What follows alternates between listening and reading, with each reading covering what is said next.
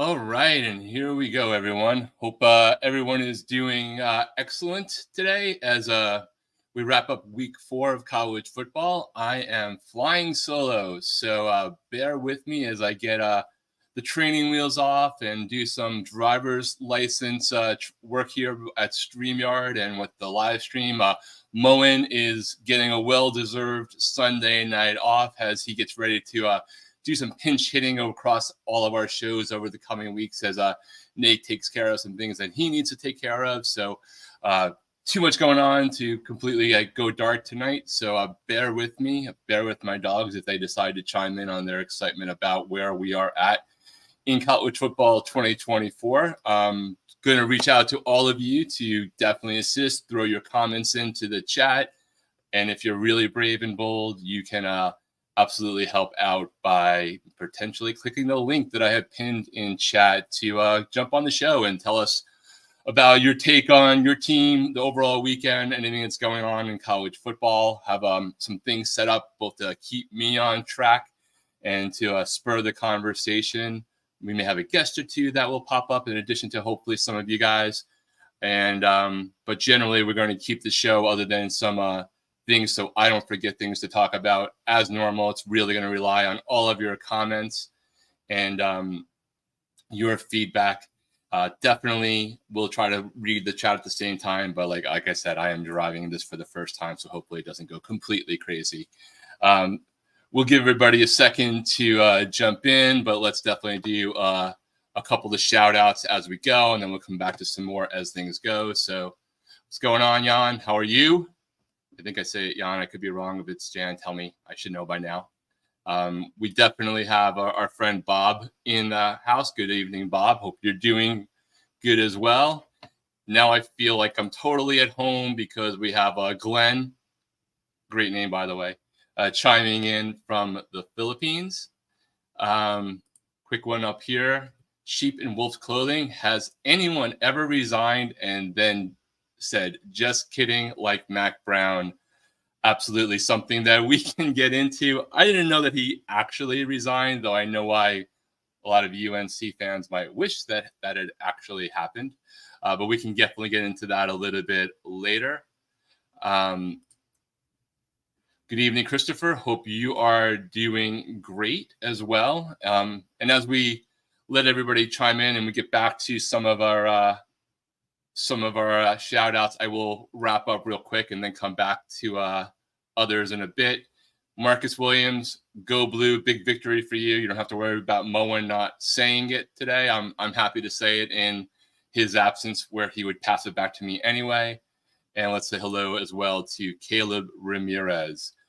With that, while we get some more people coming to the chat, I'm going to have us just quickly dive into some of the scores and just a quick take, and hopefully that will lead to conversations in the chat. And we can also go over a couple of cool things around the top 25 and a friend of ours who has a cool model that is used to predict the top 25 from an AP writer's perspective before it actually comes out. So with that, let's kind of like dive into what just happened over this past weekend. And definitely keep the comments going in the chat. So to me, I think it would be horrible to start without commenting on how great the Friday night games were. I know everyone's had a second to absorb that already, but to me, that was the best game. Those were the best games of the weekend in terms of excitement and an overall view. For me, like Saturday wasn't quite as good as some of the past Saturdays in this season, even though there were some very important games. I think on this slate, there's an interesting part of every single one of the Friday night games. Illinois making a big move, beating Nebraska on the road. Both teams ranked for the first time, and God knows when. I don't even know if they've been ranked together in the top 25 since Nebraska joined the Big Ten Conference. But a really tight, close game. And, one of those games that really came down to the wire. I think Nebraska still has a lot of things going positively for them for the rest of the season, other than genetics is a fan of that team. And Illinois, shout out to Illini, Ted, and their fan base having a little bit of resurgence here, and we'll see whether that keeps on going. clearly the most crazy game, at least in my eyes, would love to get your take out there, was the Washington State-San Jose State game. I caught most of it, fell asleep, woke up, caught up to everything that was going on, and that was just an utterly bonkers, completely insane game. Just befitting of the Pac-12 after dark history that Washington State was a part of. And then, Stanford goes to the East Coast, probably one of the 2 longest trips they'll have this year, and goes into Syracuse and throws off Syracuse's resurgence with a win in their first ACC game. So Friday night definitely was a pretty amazing game, sequence of games that you could just sit back and watch. Hopefully you all got to catch that, or at least some of the highlights. Kind of moving on to Saturday, and we'll quickly hit on these, and then, these just to spur the conversation. The 4 biggies, in my view, we had Oklahoma getting a rude awakening into the SEC with Tennessee coming in. And, I found it to be like a fairly whatever kind of game overall, but it was clearly a very important game. And Tennessee kind of came in, covered the spread as expected, and gave Oklahoma their first loss. Oklahoma trying to find out live time that the SEC just means more to some. USC and Michigan was perhaps the game that I was personally most excited to watch and most disappointed at the end from my picks perspective, that USC was not able to come away with the goal line stand to win that game against Michigan. But you got to give Michigan credit for really having the ability to come back from a pretty bad, beating at the hands of Texas and going against all the naysayers and predictions and holding that game out and coming back and winning at the end after blowing the lead. For a lot of fans of this channel, Utah, Oklahoma State, and BYU Kansas State, with all the Big 12 crew that we have, were 2 very important games. And as I posted on social, wouldn't it be amazing if the Holy War this year winds up having much bigger ramifications than just one of the premier rivalries in all of college football? Utah manages to hold off a late rally by Oklahoma State, who kind of looked fairly pedestrian that day. If you would have told me that Utah was going to go into Oklahoma State and win that game without Cam Rising ahead of time, I would have not have believed that. I just thought that was an important part for them, and that's why I did not actually pick Utah during the game.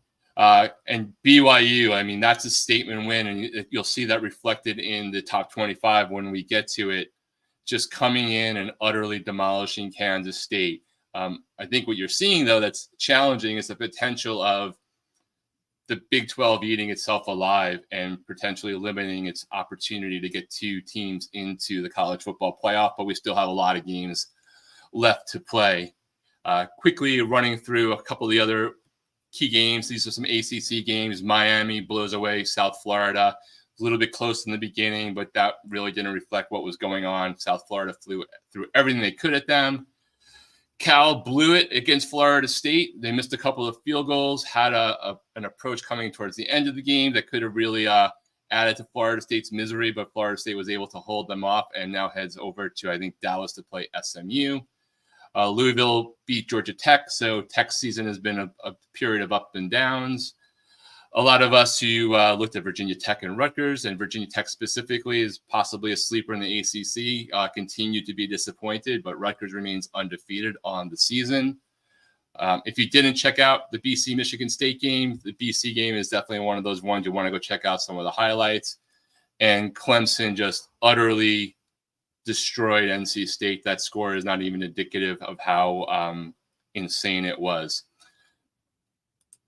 Couple other things to run through. Arkansas, you got to wonder whether Hugh Freeze, despite being new and despite them spending a ton of money, what is his outlook? What are the fans in the SEC thinking about Auburn after they lose another game at home? Texas A&M's often unimpressive after against opponents that you expect them to do better at with all the talent they have. And Bowling Green once again holds a P4 team into a very tight game, more so than expected. Missouri drops multiple spots in the polls, which you'll see momentarily as we get back to that, and has to go to overtime with Vanderbilt. And Mississippi State is a sacrificial lamb that perhaps puts off the Billy Napier firing squad for another week or two or more as Florida is able to go in and take care of business there.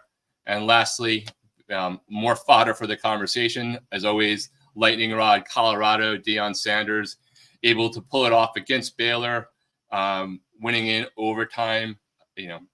Great victory for them. An amazing play. Another game that if you haven't seen those last 2 minutes of the game, regardless of your feelings about Deion Sanders in Colorado, you need to go back and check it out because his son at quarterback made a tremendous play or two there that really was impressive. Surprised the Colorado fans decided that was the game to rush the field on, but whatever.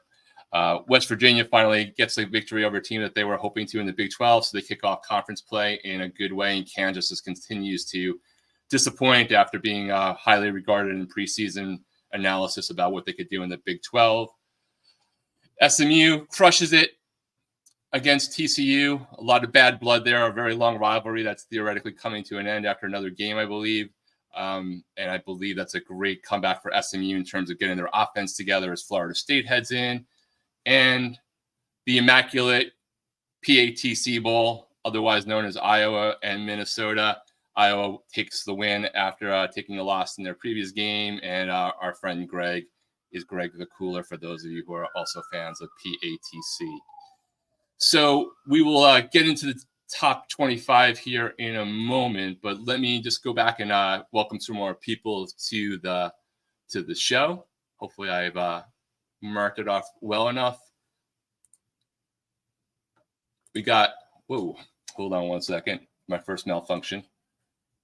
We got Illini Ted. Congrats, Ted. Amazing win for the guys and your school, and hopefully that's an indication of the season you're going to have. Clint Moses is here as well. 3 Premier Super G5 Pac-12 is 2-1 versus the Premier Super G5 Pac-12 is 2-1 versus the Big Ten. Pretty amazing, and both, Washington State remains undefeated, if I'm not mistaken, and, potentially a school that has, continues that path. Who knows what can happen in the college football playoff?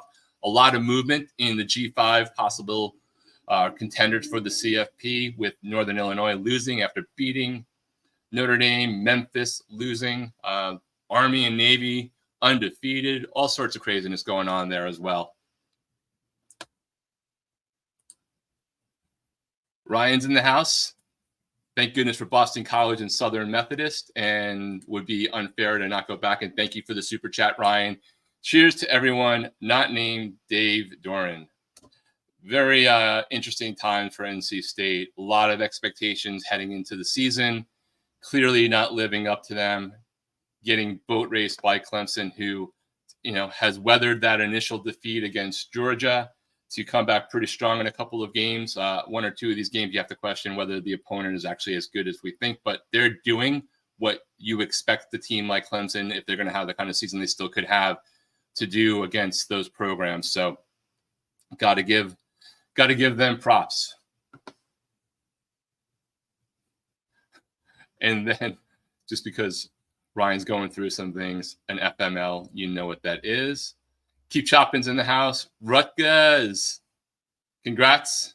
Went to Virginia Tech, took them down, and in Blacksburg, and regardless of Virginia Tech's record 1 week to another, they are not an easy out at home. My boy Miami Flo is in the house straight after going up to Tampa and watching my Canes and our Canes have another great victory, beating the people the way you should beat them if you want to get the recognition. They are up in Tampa against the USF Bulls, but that is a very interesting team that I would keep my eye on for those who are following the G5. There's some talent on that team that isn't reflected in the score, and they threw some interesting wrinkles there. And the speed of that team, USF that is, and how quickly they run plays definitely is going to catch some teams off guard.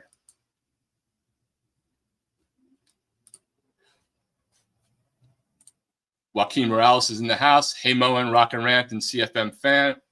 My Sun Devils played like crap yesterday. Undisciplined, too many penalties. Bye week comes at a perfect time to get that garbage cleaned up. Yeah, that was a little bit of a rough one. But, this is going to be a Wild West season. It already feels like it is for a lot of teams. So No matter where you're feeling about where you are with between 20 and 30% of your season done, there's a lot of 33%. There's a lot of football left to be played. Keep chopping. Bomber must be so excited. Yes, he absolutely is. Hopefully you'll get to hear more from him directly maybe tonight, maybe in a day or two, but definitely on social. You can definitely check out his posts over the last several days and see what's going on with him and his excitement about what's going on with BYU. Pretty impressive, actually. That game was a beating. Yes, the Immaculate and Pflugar Bowl.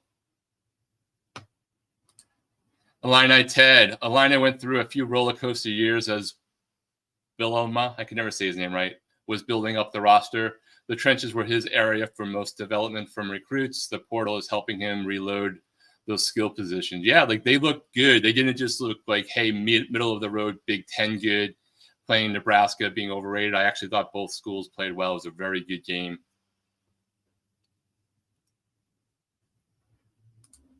Going to come back to some of these. What's up, Earl? How are you?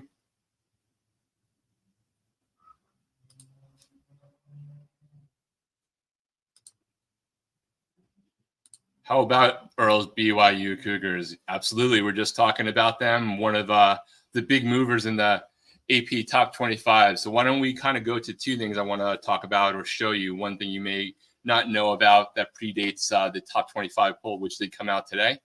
So let's jump right into that and move on.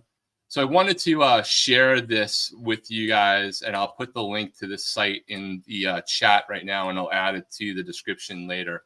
But a friend of ours on social, on Twitter, he's working on a model that I think you guys might find really interesting if you haven't seen it mentioned anywhere else before, where he has, through AI and machine learning and past voting patterns of the AP writers, he's basically doing a real-time prediction on what the top 25 poll is going to look like when it finally comes out on Friday. The website is called Rankings Right Now, which I've just dropped into the chat if you want to take a look at it and save it for the future. So obviously you can see what he's basically doing. He's like looking at the past voting patterns of the writers collectively for the AP Top 25 poll and figuring out where he thinks, based off of a win or a loss, someone is going to project up or not. You'll see, in certain weeks, last week, his model was extremely accurate. There was only two teams, I think, that were more than one number up or down from what he projected. Most of them were basically exactly where it's going to go. But every once in a while, you'll have some examples where things can go a little bit differently. But if you're curious on any given Friday night, Saturday, as the games are going on, like, what do you think this is going to do for the AP Top 25 poll as kind of like a fun, interesting experiment and see where you agree or disagree? This is a place you might want to go check out, and you might find some interesting analysis there. One of the things I've said to him is I wonder if this year it seems there's a lot more volatility in the AP poll than I'm used to seeing. And granted, I am paying attention to it a hell of a lot more than I did in the past. But would some schools get penalized more as maybe the writers are being more reactive to calls and complaints about top 25 polls and how it can, impact potential landing spots at least in the mindset of people when we get to the college football playoff committee. So with that said, let's jump into the actual top 25 this week. And if you haven't seen it, the top four remains the same. Texas is the number one. Georgia is number two. Ohio State, number three. And Alabama, number four.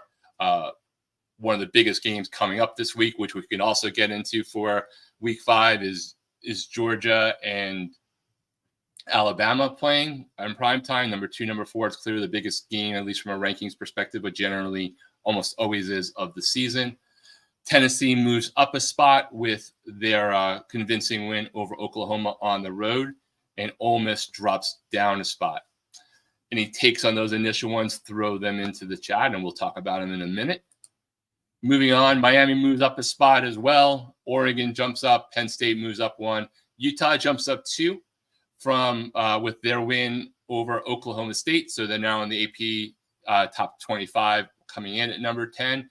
And this is the one I sort of was alluding to earlier, and I talked to our guy on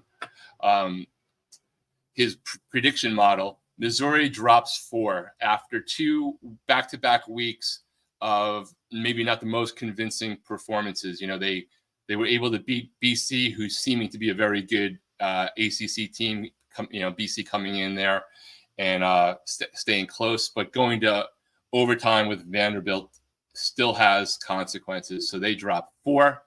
Michigan redeems themselves, jumping up 6 spots this week. A lot of that is because of, beating a good USC team and also people who lost below them. So that's facilitating the AP top 25 moves.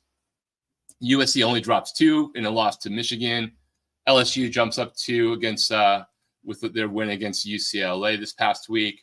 Louisville jumps up 4 spots. So you now have Louisville's the second highest ranked ACC team in this poll at number 15, coming behind Miami's number 7.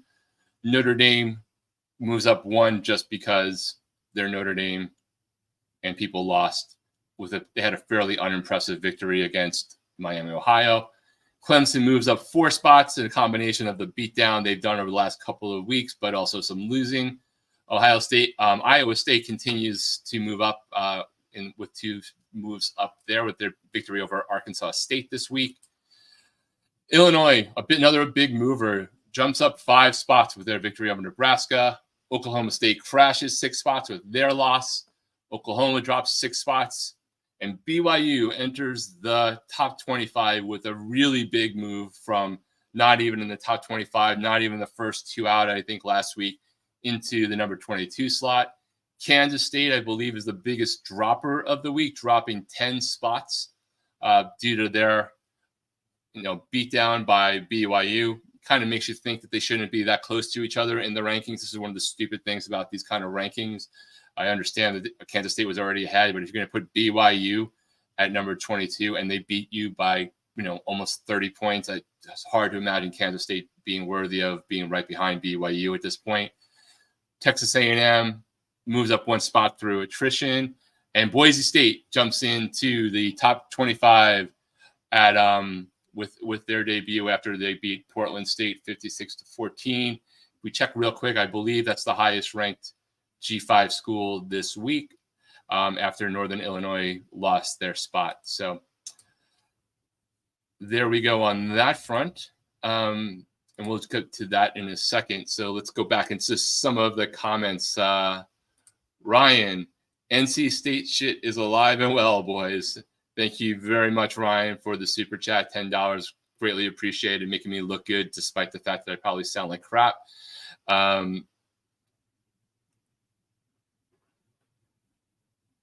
Earl's letting us know that BYU is 2 wins away from going bowling. And Ted is upset that people are not going to watch his game with wonderful. My Illini Penn State game is going head-to-head with Georgia, Alabama. Yeah, Ted, I know they're both next week. I actually don't know whether they're up against each other time-wise. If you could confirm that's the case in here. For me, I'm just going to sit there with multi-view on anyway and only have like 1 volume on at a time regardless. So it doesn't matter for me, but let us know what time that game is since I can't co-pilot with Moen at the moment. Earl, just worried about a letdown against Baylor. We'll see. I don't think you're going to have to worry about that letdown, but we will find out soon enough. One thing on the realignment front, I just want to circle back to as developments, and maybe for all I know, there's some new tweets out there that are telling us some updates on where things are.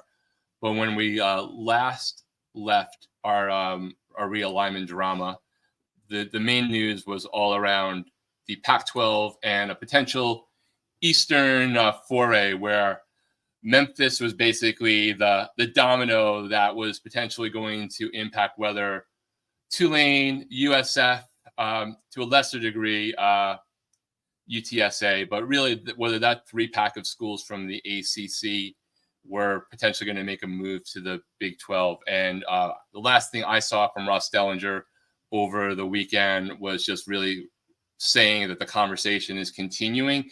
I don't know if that means we're going to have some resolution on that in the next day or two. But in case you missed all that conversation since it broke out on Friday, basically Memphis is the pivot about whether or not the Eastern expansion happens or not.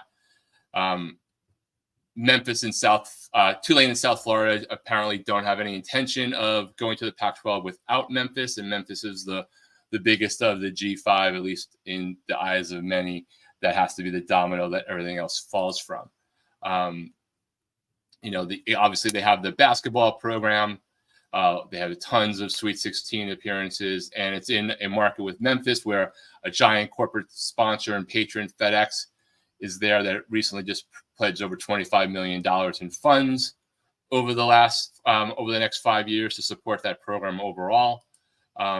It's coming down to, can those East Coast schools get enough money from what the Pac-12 is offering to be worthwhile versus what they're currently getting from the AAC, less any impact on travel costs and students and dropping of rivalries, and also to a lesser degree, or maybe an equal degree potentially, the thought that still might exist in the East Coast schools, Tulane, South Florida, Memphis, about a possible landing in the ACC at some point.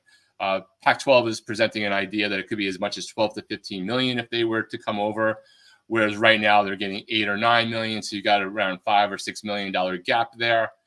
The grant of rights would be relatively small, only 5 years, so it's not something insane like the ACC signing a 20-year grant of rights model, and there would be a performance-based distribution of revenue concept there. So that's what they're considering. We'll see whether or not any of this ever comes to pass, but that is apparently the next step in the Russian roulette of who's going to take the next bullet and get picked apart by a fellow conference member for swiping people away from their conferences. So I have pinned in the chat if anyone is brave enough to want to come on stage and talk a little bit about college football, about your team, whether you're happy, sad, mad, or glad. That's pinned on there, and you don't have to go on camera, but you can use that link to join the chat, and we can put you on with your mug on there or just your voice enlightening us with all of your college football takes. With that, we'll jump back into some of the chat. Hey, wait, out of nowhere, just as predicted and hoped for, perfect timing. It's almost like he was listening, but let's get a BYU take from this rookie known as Bomber. You look like you're glowing. Because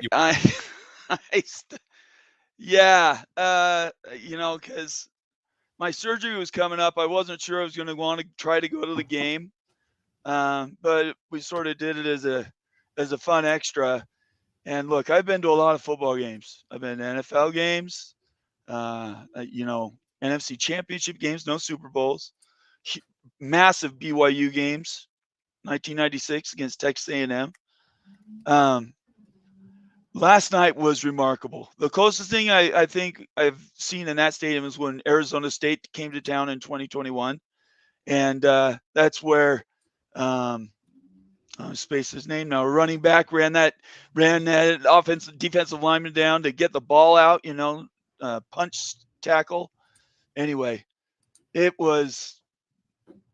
I am so happy. And this was a show up time. If BYU gets blown out in this game, everybody just says, oh, same old thing. It's going to be another year. This is a game that I think really could propel BYU if they just play excellent defense and don't lose the ball.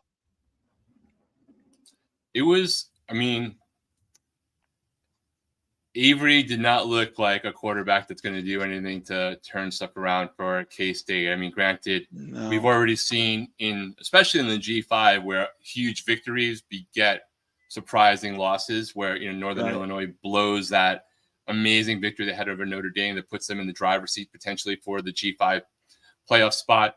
Memphis goes to Florida State, wins, comes back from that game, blows it. But hopefully, BYU, as an example, won't follow that lead. BYU teams, and I'm not an expert, so I'll pass it back to you to refute this stereotype I have in my head, but it's a positive one. They always seem to be a very mature team, even when they're not performing, just by the nature of multiple factors there.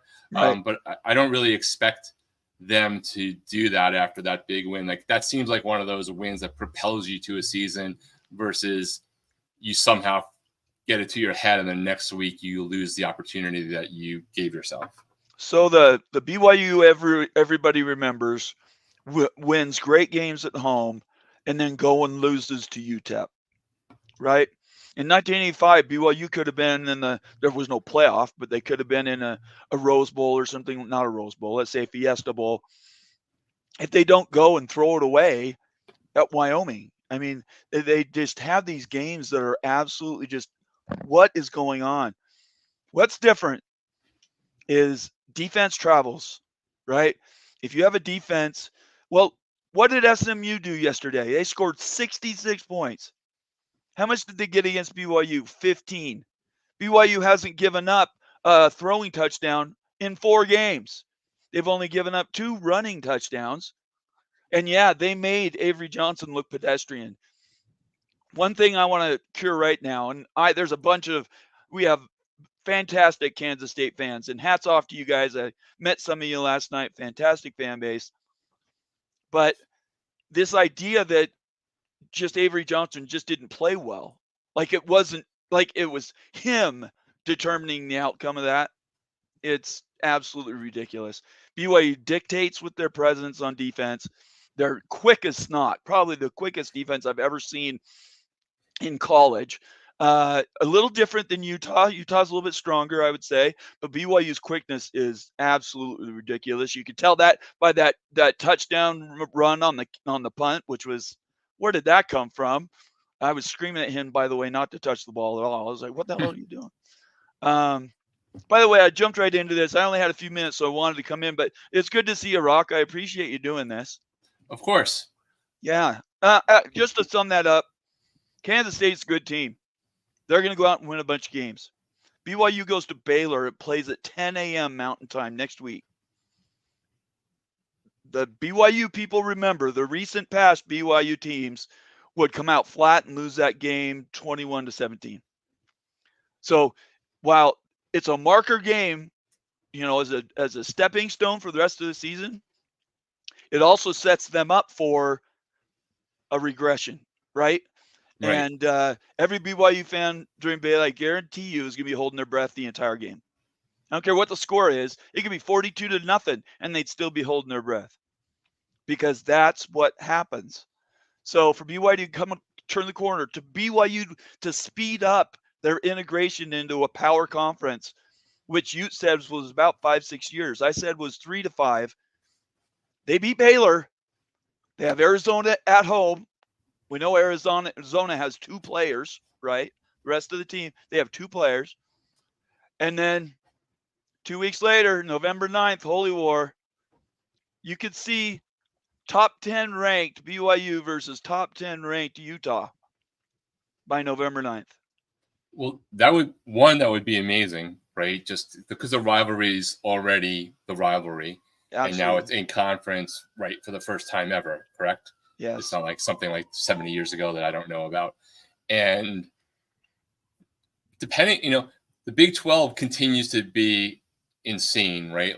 It seems like it's on the path that a lot of us thought about before the season, where there might be 1 or 2 teams at the top, even though that might change who that 1 or 2 teams might be, with Utah being the consistent one, but beating each other up, right? Yeah. Better teams beating each other up in a way that makes it potentially harder for 2 teams from the Big 12 to get there. But it would also be pretty amazing if BYU and Utah wound up being the 2 teams and they weren't beaten up before that, because depending upon how that game goes, there are scenarios where that's just Holy War 1, right? Holy War 1, then Holy War 2 for a playoff, right? 2 playoff spots maybe. Yeah, depending upon how it breaks and how those games are, there's a lot of variables there, but it's not something we talked about 5 weeks ago. No, absolutely not. No, You know, we talked about how BYU was spending a ton of money on their basketball program. That's right. Yeah. Sorry, I didn't mean to interrupt you, Rock. You can keep going. No, you're good. I was pausing. I'm switching roles with you, man. We're role playing here. Well, this is so fun seeing you in the driver's seat. I really like that, and hopefully we can do more of this stuff going forward. You know, you are so good at what you do. The Flow, you and Flow show Thursday nights, and I don't know if people know about that. Do you talk about that? Because I mentioned it towards the end, just real quick. Go ahead and do it the whole show. I don't care if you make it a banner. It doesn't matter to me, because that show is so entertaining. Even though you're two Miami homers, it's like you're watching Seinfeld or something. It's a sports show with two guys that just go. Like, you don't have to work. It's just amazing.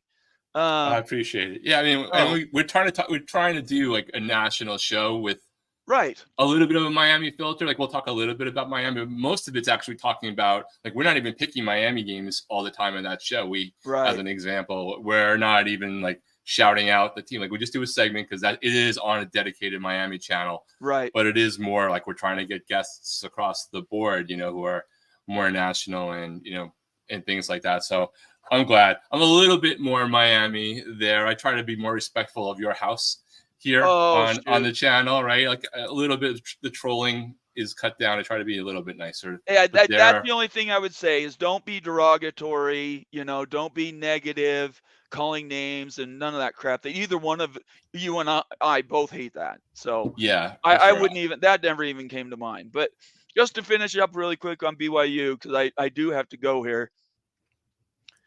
If everybody just looks ahead to the schedules, November 9th, Holy War, conceivably right now, by the way the schedules are played out, both teams could be, 8 or 9-0.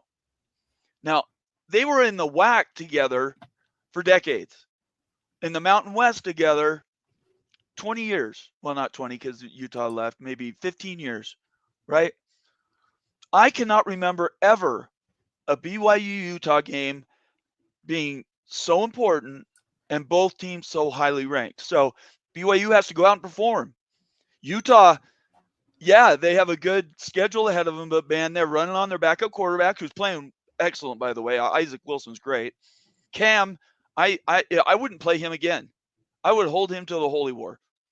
If their defense continues to pound people up, there's no reason they shouldn't win the rest of the games before BYU. Even if BYU's lost a game, I'm telling you right now, that game is going to be epic. And the state of Utah might explode. I mean, it might just go poof right off the map. Yeah, I can only imagine. Before you head off, and thanks for jumping on for a bit, because a lot of people were asking what your take was on BYU. I directed them to social because it wasn't like you were holding back there. Not at all. I don't do that. And it was like 10 times more in our private chats. Right. Besides that weekend, is there any game this past weekend that really caught your attention, you know, in some way? And is there a game, you know, take Alabama and Georgia aside, because that's sort of, we all will be. Is there any game this next week that you've looked ahead to besides Baylor and BYU that you're looking forward to? I'll be perfectly honest. I've only been thinking Baylor. So when the new list comes out, you know, in 2 days when we do our picks or whatever, I'll think ahead a little bit. But a little feedback. I was really disappointed in Oklahoma State. They have no offense at all. Utah did not play great, and Cam wasn't even the quarterback. So I don't know what to read off that for Utah. I'll be perfectly frank. And Oklahoma State, what is going on there? Kansas is going to be good. The Kansas-Oklahoma game's next weekend. Everybody look forward to that, because whoever's in that is going to be probably at least one of the teams that could potentially be in the playoff. For the Kansas State, you meant? Did you mean Kansas State? Did I say Kansas? I'm sorry. Kansas State and Oklahoma State play this week. I thought you were predicting a miracle comeback on their season. No. Well, Kansas State? Yeah. No, Kansas. 1-3 Kansas. Yeah, let's talk about that later. I will tell you 2 games that stood out to me, ones that I put out as markers. Miami is back. I don't care if you like Miami or not. I happen to like Miami. I've loved it since I was 11 years old and they won the championship. When Miami's back, football is better. That's all there is to it. There's no other way to put it. They're a brand. They're a blue blood. And when they're in the top 10, top 15, college football has never been better. So Miami's here, right? Nebraska.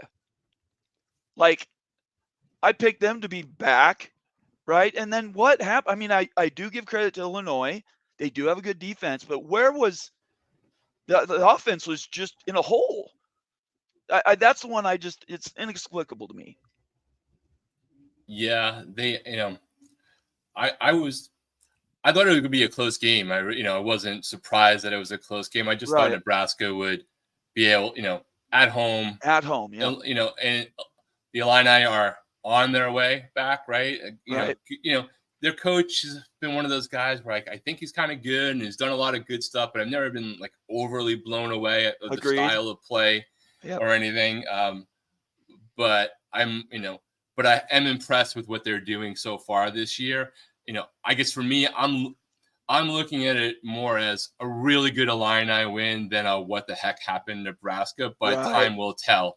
It could be, the thing I think is interesting because we keep saying this, but usually by week 4 or 5.5 or 4.5, right? Yeah. With week 0 crap to have to remember all year.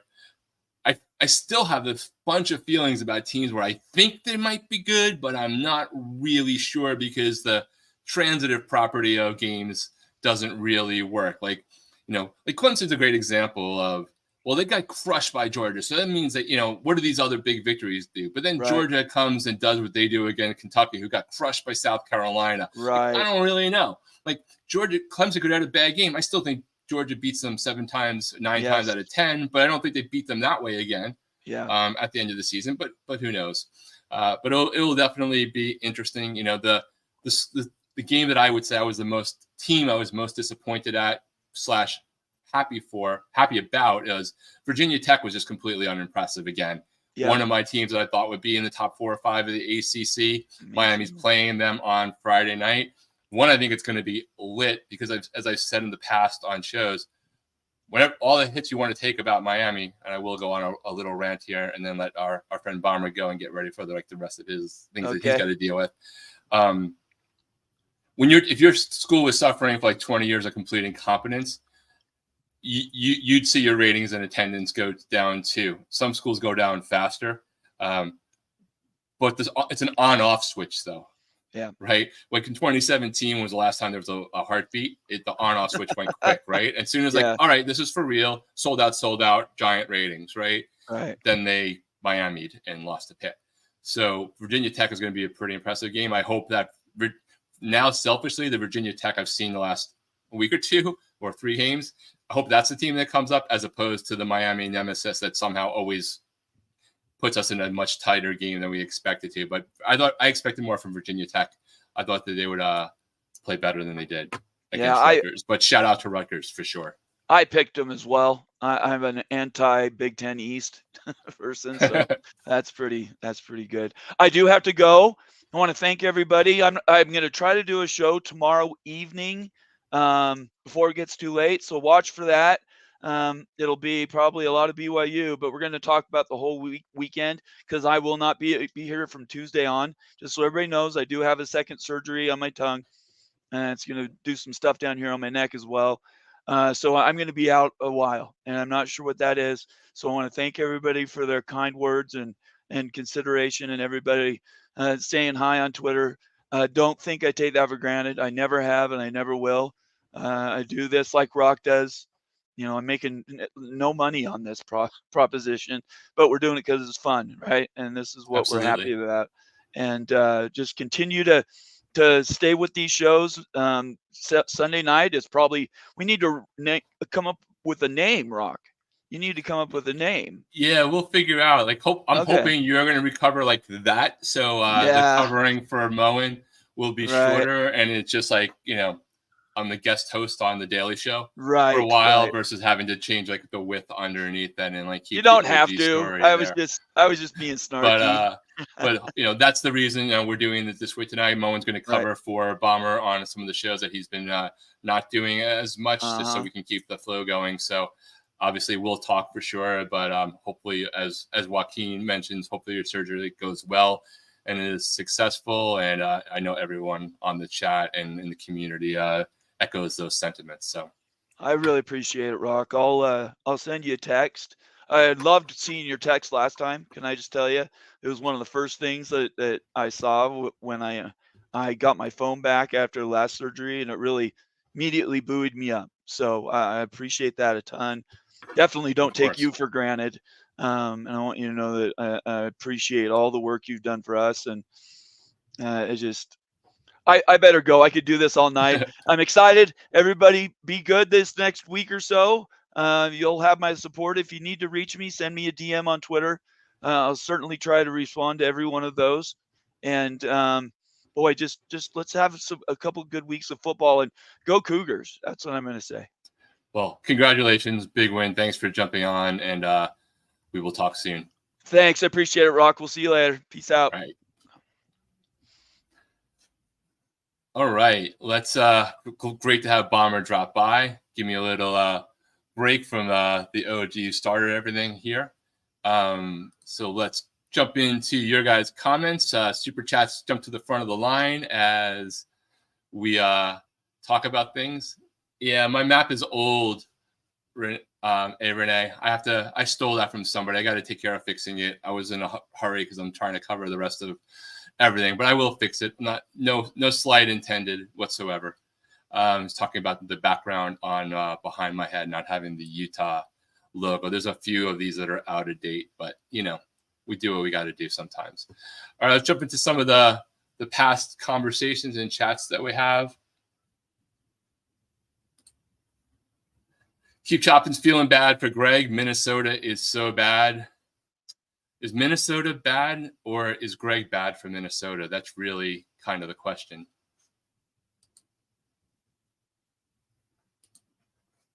Keep chopping. Go Army. Yes, Army undefeated.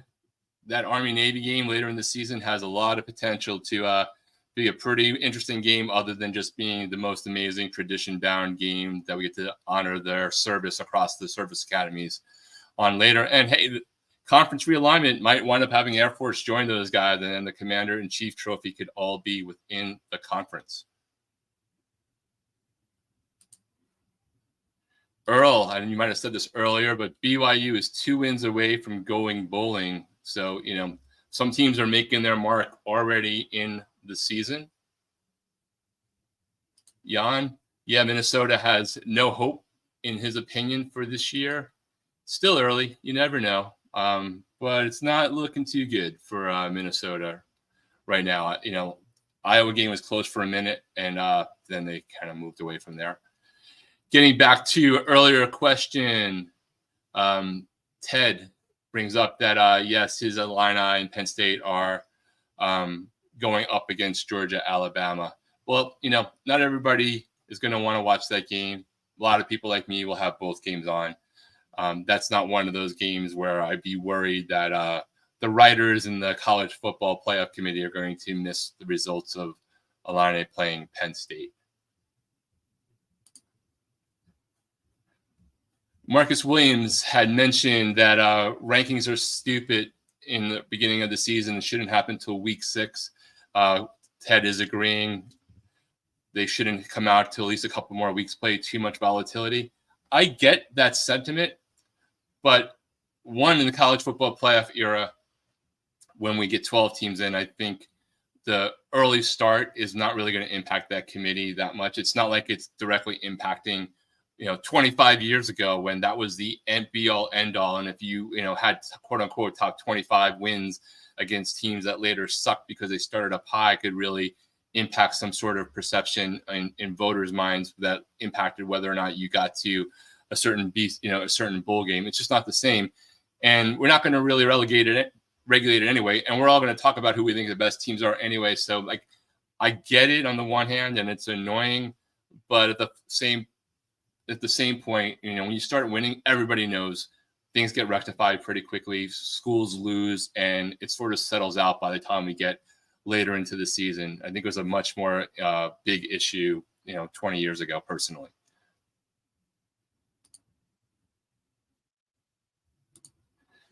Ted, keep chopping. Ohio State, Michigan State starts a half hour earlier, but on Peacock. That's, Michigan State had a heartbreaking loss against Boston College in the red bandana game. That's Ohio State's first real game in terms of a power conference game, but also like a worthy opponent relative. But Ohio State has also done what they need to do with the games that they have played so far.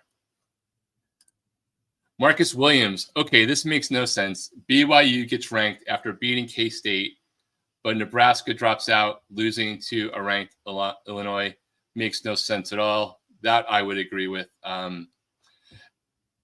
That makes no sense.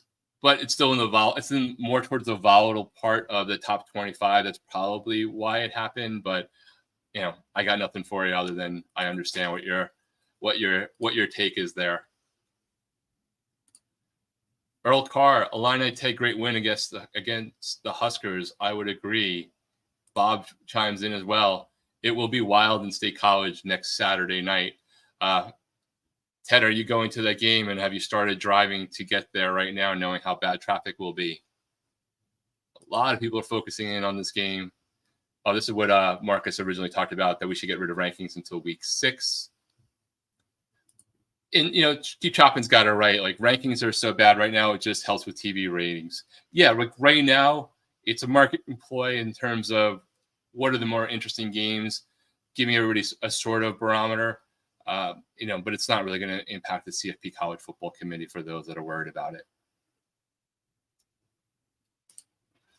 Devil Frog, it's great to see BYU turn the proverbial corner. We'll see. Bomber's got his worries for the Baylor game this coming weekend. If they win that game, maybe that's the sequence they need to really have turned the corner. As a Miami fan, I'm always hesitant about the anointing somebody as being back or turning around a corner. But the signs when you beat somebody like K-State 38-9 are definitely there. This is a great comment here from Keep Chopping. NC State and UNC should not be so bad at football. I assume by now that almost everybody has caught wind of the games that they didn't see and just got the news clips. NC State got demolished by Clemson. And as I said when we started off the stream, it was not as close as the final score indicated. Clemson was just rolling them from the beginning. And James Madison just utterly crushed UNC. Another game that despite that also was not nearly as close as it would appear based off of the final score. When somebody, a G5 school is dropping 70 points on you in a game, that is just not a good sign. And there was a lot of conversations and speculation about Mac Brown's future, and did he actually resign shortly after the game? Pull it back, but I don't think he resigned. But his press conference afterwards and his statement and owning it was a good indication that if something doesn't turn around really quickly for the team, he took the onus on him, which he absolutely should. He hired everybody. He's built that program, good, bad, or indifferent. It could be clearly an interesting time in what's going on with the Tar Heels, which ironically, of course, for those of us who are real alignment gluttons, doesn't have anything to do with what their future may or may not be with the Big Ten or SEC or others down the road. Navy beat Memphis, right? That is correct. Navy was the one who handed Memphis the defeat after, a week after they went into Tallahassee and beat Florida State. Illini Ted, BYU looks like a legit B12 contender, like my Illini in the Big. 2 great stories. So yeah, they're 2 of the best stories in college football right now, without question. If anything, Illini's victory over Nebraska cemented the trajectory, and BYU's victory over Kansas State was so definitive that it woke everybody up to what's going on there.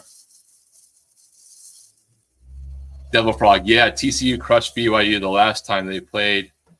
I was surprised that TCU got abused by SMU the way they did. SMU was a team that I thought would do well in the ACC relatively ahead of the season because they have a relatively soft conference schedule, but they had not impressed prior to just running up a ton of points against TCU in a pretty bitter rivalry there. Bomber, the real showdown is November 16th.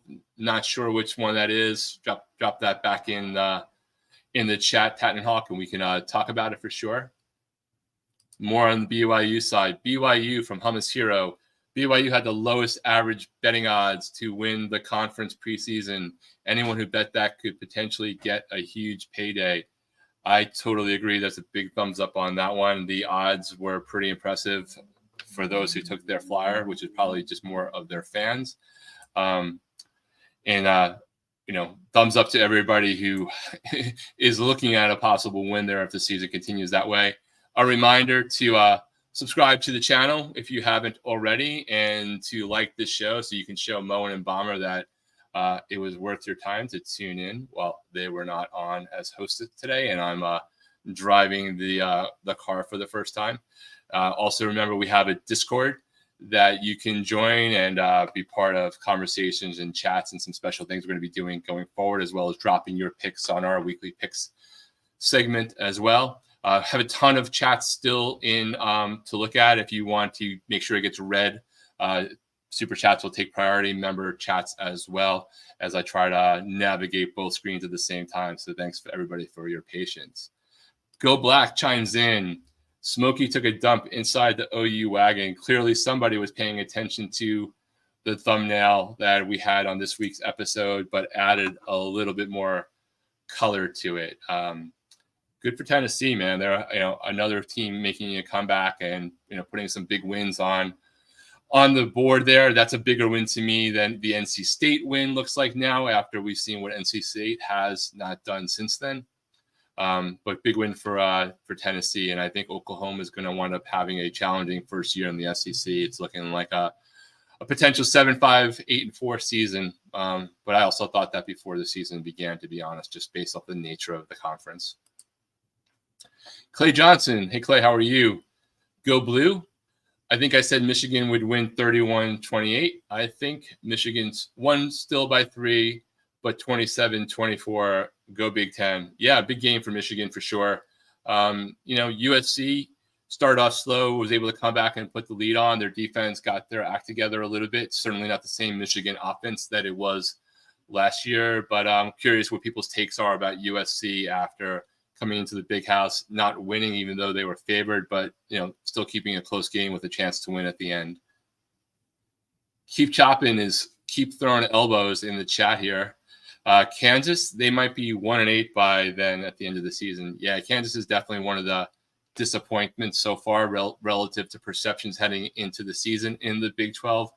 I guess I'm still in the zone of Kansas football is still as being taken seriously, is still in its infancy. So I don't know how much of a disappointment it is, but clearly they're not living up to their expectations, at least through 4 weeks, long season, but so far a little bit challenging there. Hummus Hero. I don't bet, but I like to look at odds, and I thought that was a head scratcher. Them being below Cincy and Houston just seemed off. I assume you're talking about BYU. Correct me if I am wrong. Yeah, now it definitely looks that way. A. Renee's in with her comments of no matter what we're ranked, no matter how bad one team may be perceived to be, through everything you think the Holy War brings out the best in every player. This rivalry goes deep.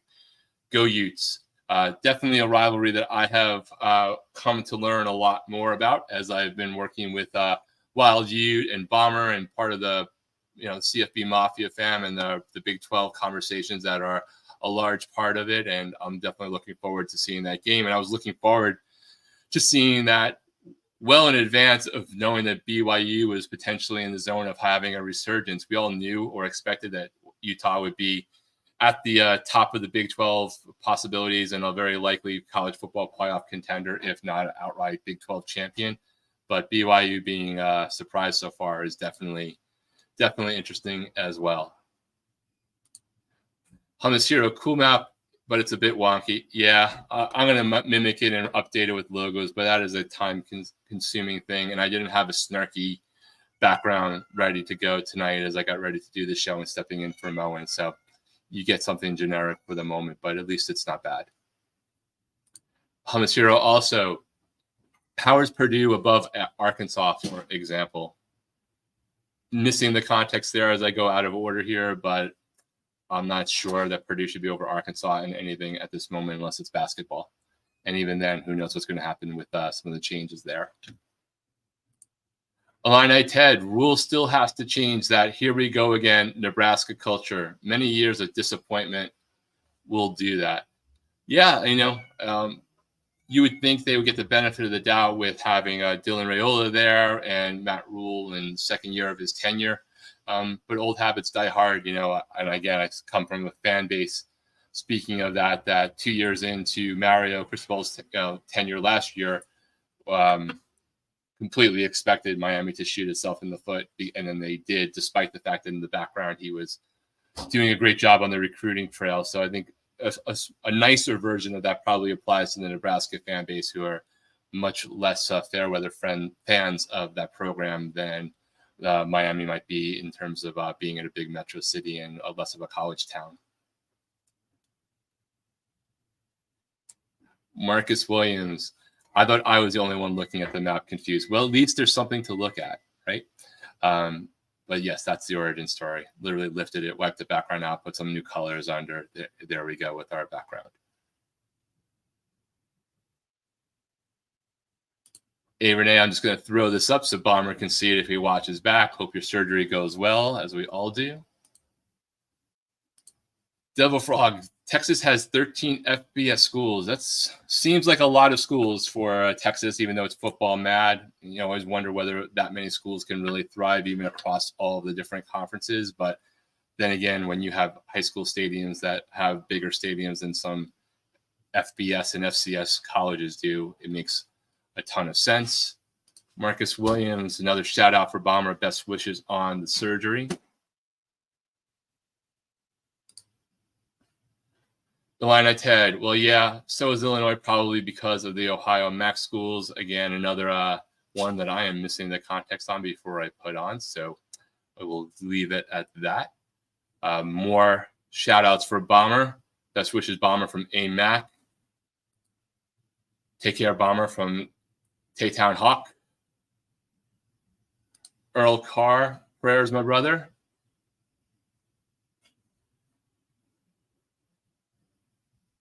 What's up, Big Lubbock? Glad to see you in here. Thanks for joining us. Taytown Hawk, I think Jeff Grimes is a sleeper agent for K-State. You know what? If Greg Pfluger were on right now, he might think so too. Potentially coming in as a UFO as well.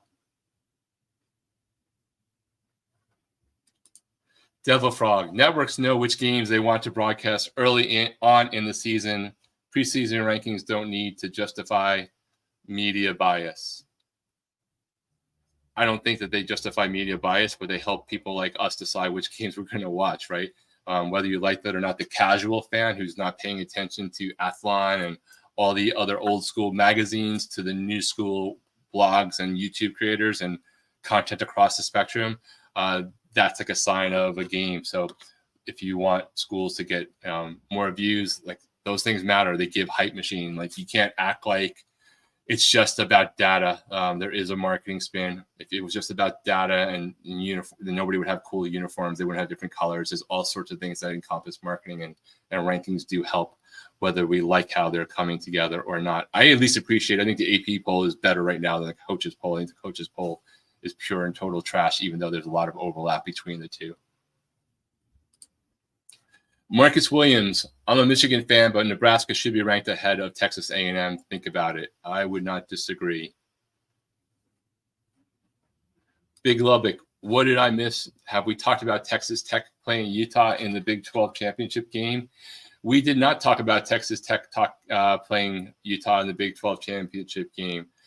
We had a Bomber on, and there was a lot of conversation about the Utah game and the holy war with BYU, and just more about whether, what is the impact for K-State and Oklahoma State and potentially getting into the Big 12 championship game. But I would say right now, looking at it, the Big 12 championship game is completely still wide open. You're only into 1 or 2 games of conference play. I think that's very hard to predict right now what's going to happen for that game, but we shall see. A&M is horrible. They almost lost to Bowling Green. Well, that also applies to Penn State, and they're ranked in the top 10. So I don't know we can use that purely as the barometer, but certainly not a great showing for A&M or Penn State against Bowling Green. Illini Ted will not be heading to State College, but one of these years I will make it over there. Well, you might have to start driving now to arrive there one of those years, from what I've heard and experienced one time a very long time ago.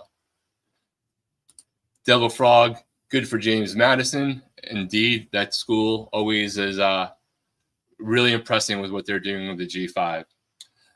We're going to start wrapping it up here in a few minutes. If you want anything to get read before we do so, please consider using a super chat, and we'll get you to the top of the line.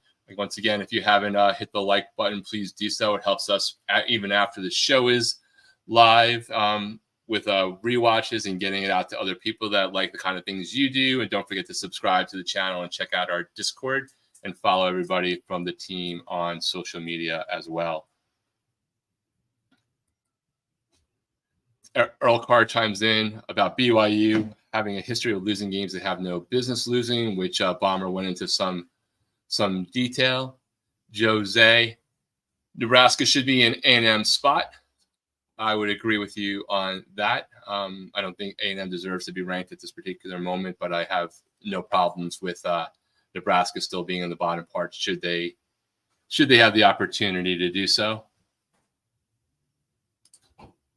Marcus Williams, A&M lost to Notre Dame, who lost to NIU, yet they're ranked, but Nebraska lost to ranked Illinois, and they're not.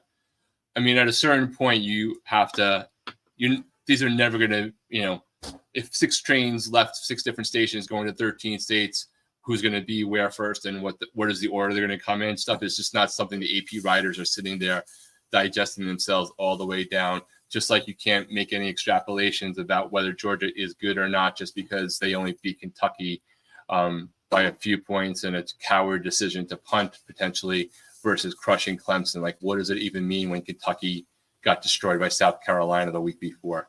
Very hard to tell. Another one from Marcus. Iowa lost to Iowa State, who is also ranked, and Iowa is not ranked. Make sense somehow.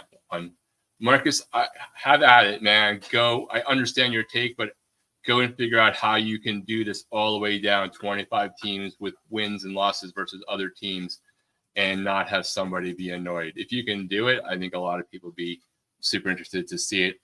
On its top level, I agree with you, but how it actually plays out all the way down is harder to figure it out. What's up, Almighty Finn?